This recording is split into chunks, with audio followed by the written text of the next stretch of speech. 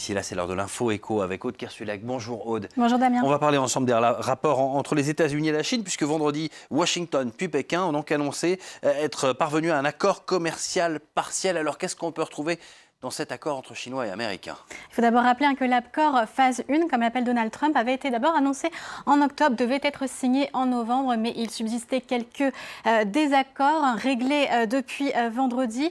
Dans les grandes lignes de cet accord, on va retrouver que la Chine a concédé d'acheter 200 milliards de dollars de biens américains supplémentaires dans le domaine de l'énergie, des produits manufacturés, mais aussi un secteur cher à Donald Trump, l'agriculture, avec quasiment un doublement des importations chinoises de produits agricoles. Une autre thématique chère au président américain, c'est une meilleure protection de la propriété intellectuelle ainsi que la fin des transferts des technologies quand les entreprises américaines investissent en Chine. Alors cet accord, c'est 9 chapitres, 86 pages.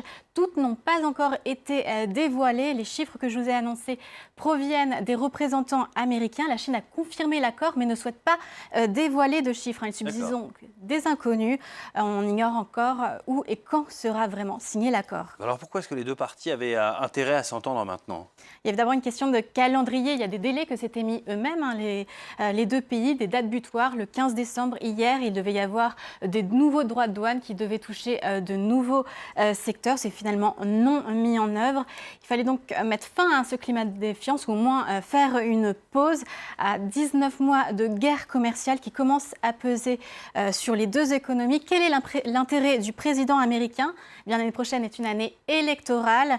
Donald Trump a tout intérêt à calmer les marchés, à calmer aussi, à contenter ses consommateurs, mais aussi à contenter certains secteurs perdants face à la mise en place de droits de douane punitifs, et notamment les agriculteurs qui sont en plus une profession qui est traditionnellement favorable aux urnes à Donald Trump. Oui, notamment les producteurs de soja américains qui exportent beaucoup vers la Chine.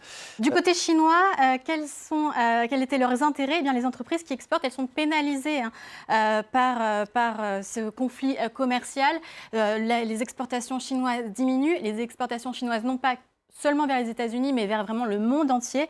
La Chine aussi, une croissance qui se réduit d'année en année malgré des dépenses d'infrastructures très importantes. On va voir les chiffres de la croissance tout de suite. La prévision de croissance devrait tomber à 6%. C'est toujours énorme, mais comme je vous le dis, c'est soutenu par le gouvernement chinois et la tendance est quand même clairement à la baisse. Enfin, les instances internationales, comme le demande d'ailleurs Donald Trump, mais aussi la Banque mondiale, demandent à la Chine qu'elle modifie certaines pratiques, notamment les subventions, les larges subventions accordées aux entreprises publiques, ou aussi de mettre une vraie concurrence sur ces marchés. Et donc cet accord, c'est un bon point pour la Chine pour montrer qu'elle sait coopérer. Alors voilà pour cette étape, mais que faut-il attendre pour la suite? Eh bien, il faut rappeler d'abord que les droits de douane mis en place précédemment n'ont pas encore été supprimés, que toujours 2/3 des importations, des échanges commerciaux entre les deux pays sont concernés. Alors, les représentants américains ont parlé d'une seconde phase de négociation où pourraient être supprimés ces droits de douane.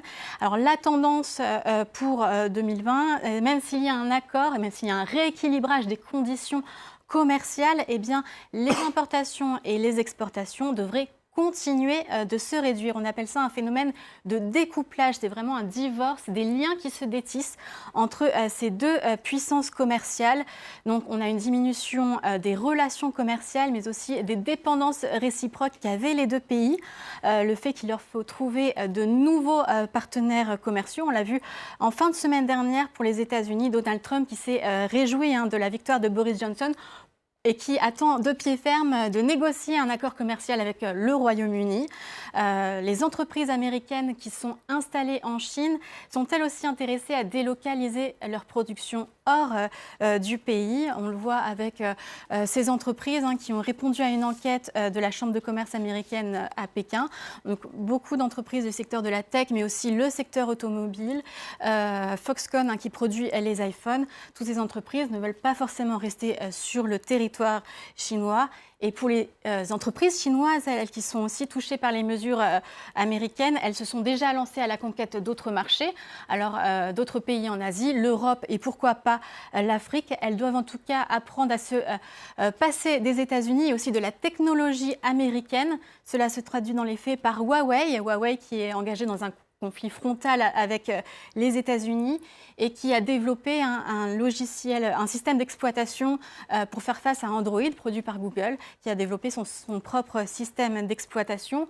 Ou encore, pas plus tard que la semaine dernière, une annonce d'une agence de presse chinoise qui nous dit que l'administration chinoise va se passer de Windows et donc de Microsoft sur ses ordinateurs d'ici 2020. Alors évidemment, c'est une mesure symbolique, mais elle démontre concrètement que la séparation est quand même de longue durée entre les deux puissances économiques. Et ça représente un marché colossal. Merci beaucoup Aude pour ce décryptage éco.